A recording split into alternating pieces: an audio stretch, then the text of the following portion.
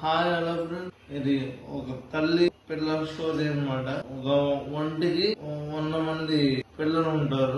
ఈ లాస్ట్ పిల్ల పుట్టేటప్పుడు ఇది కొంచెం అనారోగ్యంతో ఇబ్బంది పడుతూ ఉంటుంది. అందుకని ఈ పిల్లలు వచ్చి ఒక్కొక్కటి దూరంగా పంపించే ప్లాన్ చేస్తూ ఉంటుంది. దూరంగా పంపించేదానికి అన్ని వెళ్ళిపోతాయన్నమాట. కష్టంగా వెళ్తాయి.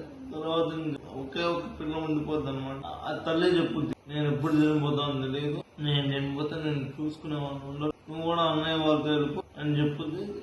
ముందంతా ఒప్పుకోదు, చాలా కష్టపడి ఒప్పించి పంపిస్తుంది అనమాట.